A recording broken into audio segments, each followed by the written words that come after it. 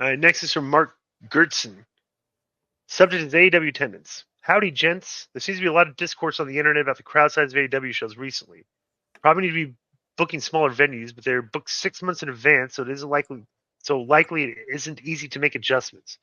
The WWE's years of market research, so they know how certain towns will draw, which AEW doesn't really have. I understand it's Jeff Jarrett's job to book the buildings, so we condemn him for doing a poor job. Thanks, and that's Mark from deep in the Stampede territory. Is that Jeff's job right now? That's what he was hired for. Interesting. But he's on. Somebody said that Jeff has wrestled more than there's a whole bunch of wrestlers on their show combined that Jeff's had more matches in lately. So I'm sure that's true. No, bro, this is the problem. Okay, they added another show, Collision, and they just don't have the fans to support the attendance, and you can't really go to these tiny little venues because it makes you look minor league, and you're having a hard time filling your arenas up. You know, they spread themselves out too thin. This is what they do. You put all this content out there, all these shows, and the fans just can't support everything you want them to support. You know, so it's almost like they grew too quickly. They don't know how to manage it, and Right. They're still rookies at this. They're still learning. You know. Yeah. Jeff's listed as the director of business development for AEW. Interesting. Next is from Jamie Armendariz. Subject is WWE in a sphere. Hey guys, James from Los Angeles. I was curious about a what if scenario for WWE. As you know, the Sphere in Vegas has been an extravagant go-to place for upcoming events.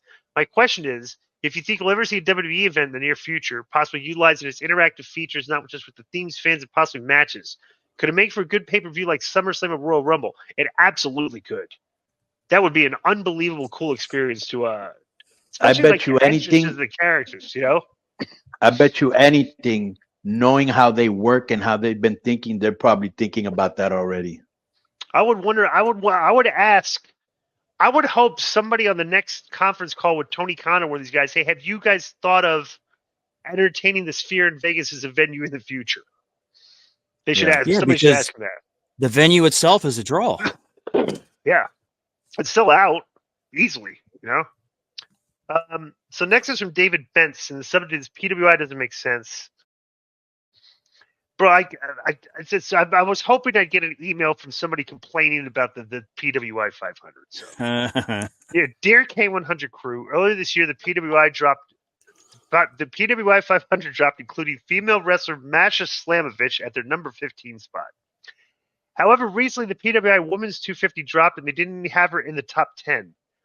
Regardless if you know who she is or not, I wanted your take on PWI basically saying, a woman is good enough to be placed with men, but not good enough amongst women.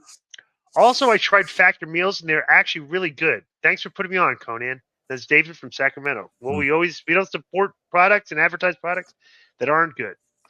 I get a box of them every week, Di. I get a box of Factor every week. Conan, do you know who Masha Slamovich is? Yeah.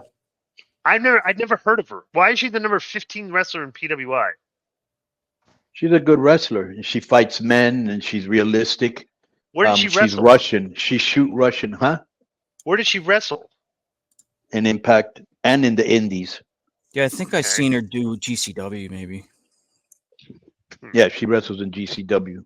So she's kind of like an indie darling because she works hard and she's personable and she's got a good gimmick. Like, she's good. She really is. You got to get closer, Conan. Every time you go out of the room, we lose you. Okay, yeah. She's got a good gimmick. You know, she can wrestle. She wrestles guys. She's likable. She's personable. She's kind of like an indie darling right now. She's a hard worker, and I think she's good. You know, we were actually going to use her. We're going to do a feud with her and Taya in AAA like 3 years ago, but it fell through because Taya left. I forgot where. Maybe. Next is from Andrew Medina, sub his AEW and AAA wrestling relationship. Hey, crew. Hope having a good week. It was a good meeting you, Uncle Conan, in Corpus Christi. Looks like you were in Iran a lot. Looks like you were in Iran, LOL. The question is for Conan. So the head booker for AAA, what are your thoughts on the new working relationship between AEW and CMLL? And what happens now with the talent from AAA being used on AEW and AEW talent working for AAA? Have I not talked about this? We did talk about this. Right. Yeah, it was on with Larry. Our last week's show. Okay, so tell them where they can find the show, Joe, so we don't go over it again. Oh yeah, last week's episode 381, and on the Mexican Wrestling Minute segment. Yes, sir. Right. Yeah. Also full and unedited on patreon.com/Conan. Next is from Brian Dunlop, and the subject is Nick Aldis to be the Mr. McMahon to LA Knight Stone Cold Steve Austin. Hello, K100. Weeks back, Vince Russo suggested that LA Knight needed a rival on the level of the Attitude Era as Mr. McMahon. Russo wasn't confident in the idea of The Miz being the Vince to Knight's Stone Cold, but what about Nick Aldis, the new GM of SmackDown? Could Aldis be a strong antagonist to take the megastar to the next level? I'm predicting that eventually Nick will turn heel and engage a top-level feud with Knight. Probably not right away, but I bet it's going to happen at some point. What do you think? Also, what are your thoughts on Knight versus Reigns being announced for Crown Jewel? Some are predicting Kevin Owens to turn heel and cost Knight the match, or maybe it'll be someone else interfering. It'll probably be too soon to kick off the Aldis Knight feud by then, but who knows? I was thinking something very strange the other day. Mm-hmm. This is the first pay-per-view where Vince McMahon is out of creative. They just officially announced the merger, like I guess the deal went final, right? Bro, what if LA Knight beats Roman Reigns for the title? What if Endeavor came in, they're looking at the same stuff, bro, this Roman Reigns thing's been going on for an awfully long time, right? And what if they just... Well, that's how you make a star. That's for damn sure. And then what if they just interject this thing and all of a sudden, LA Knight beats Roman Reigns? Nobody's talking about that. And the finish of the match is like everybody's a foregone conclusion because nobody thinks LA Knight can beat Roman Reigns. Now, what if WWE they protected Roman Reigns so good, and they know sooner or later he's going to have to lose. Right. They've got to be, whoever it is going to go to the next level. So if, let's say you really, really wanted to give Sami Zayn that push that he should have had, because he was hot as he ain't as hot anymore. Right. And he went in there and he beat Roman Reigns, you got a star. LA Knight goes in there, beats Roman Reigns, you got a star. One of the Usos goes in and beats his cousin. He's in a position right now to make the next star. Well, plus two. And who would it be? You got to decide as a company, who do you want that to be? If you're paying, and you know who would have been in that conversation if he wouldn't have been so much? Riddle. Yeah. Well, let me say thought this Riddle too. was great. Yeah. Because here's maybe the way Orton is coming back too.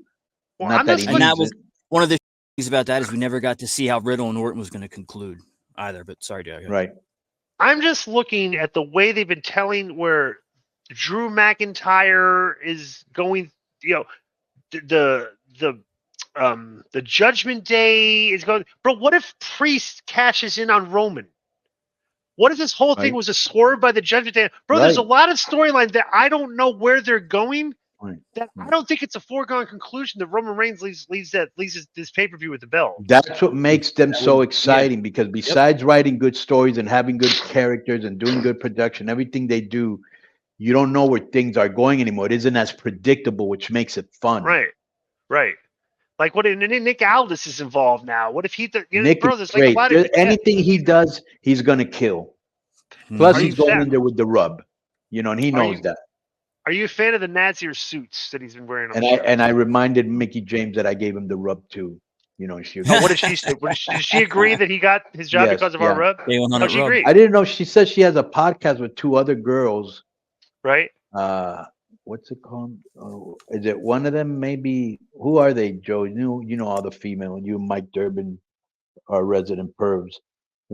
Who's her show with? I'm sorry. She I didn't told me the 2 girls. I think I know them.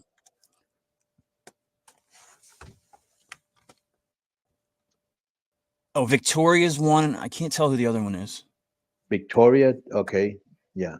Yeah. Or whatever. What they call her in Impact? It wasn't Victoria. It was I can't remember. Grown Ass Women is the podcast. And Lisa, another girl. Lisa Marie Varon, who was Victoria, and then Valerie Wyndham. Who? Yeah, I'm not sure who that is exactly. All right.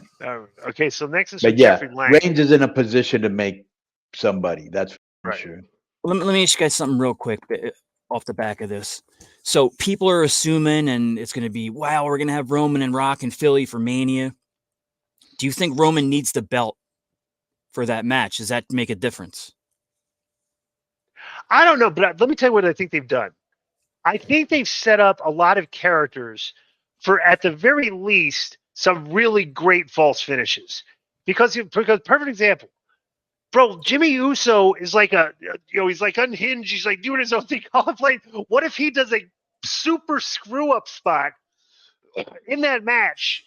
And like it looks like he just costs Roman the title 1-2 and kick, or maybe it's a finish.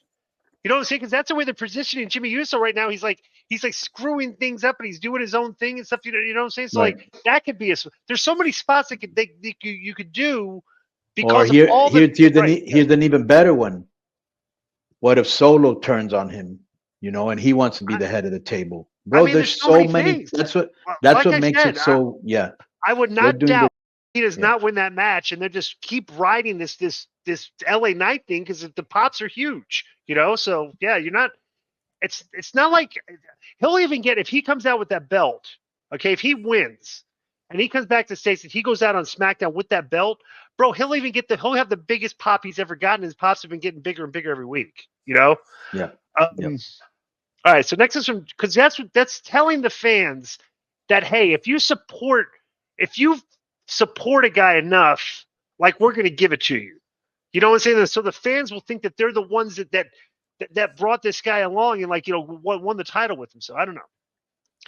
Next is these are definitely things that I would be discussing if I was on the booking committee in that room each week. Like if these are the things that we'd be talking about, and Vince isn't there anymore. Like if Vince was like the guys, we're not beating Roman, and Hunter's like, hey, we kind of got to beat Roman at some point here. Just like, what's the guy going to do? Like 9,000 days, the champ's going to retire as a champion? Right. It's like I think they might be waiting for The Rock, not that The Rock needs it. Yeah, well, what would The Rock need the win for anyway? Right. Yeah, exactly. You spend all that time, like Conan was saying, whoever beats Roman, it's going to be enormous for them. The Rock don't need that. Right. So. Hey,